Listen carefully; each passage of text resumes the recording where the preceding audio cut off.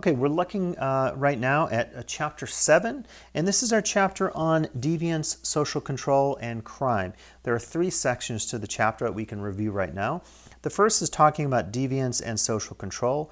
We'll define deviance, and then we'll explain the nature of deviant behavior. Now, let me just say generally that sociologists and criminologists would define deviance as any violation of a norm.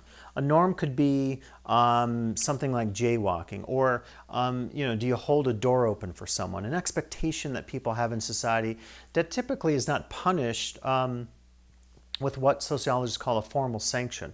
So there isn't necessarily a violation of the law that occurs such that we're going to arrest you and put you on trial and so forth. If that were the case, if we did arrest you and make you go through the court system and so forth, we would call that crime. So crime is differentiated from deviance in that it's sometimes a violation of a norm, but it's a sanction that is punishable. So it's something that happens, and society typically feels like it's very important to punish someone for that particular violation that's codified in some sort of written law or code. The next section of the first part is differentiate between methods of social control. Social control would be any form of control in society exercised by, say, the police, exercised by, could be members of a religious order, could be teachers in a school, and so forth. It forces the individual to conform for whatever reasons exist.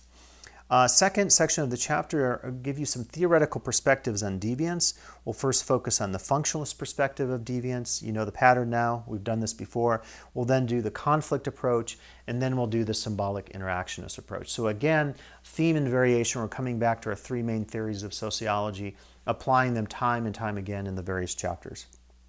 It's an opportunity really to practice in terms of our knowledge of those theories with some new applications. Section 3, crime and the law. We'll differentiate between different types of crimes that exist.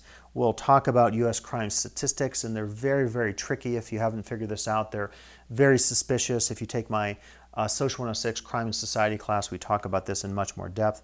And then we talk about the various branches of the U.S. criminal justice system. So a lot to consider this time around in Chapter 7 on deviance, social control, and crime.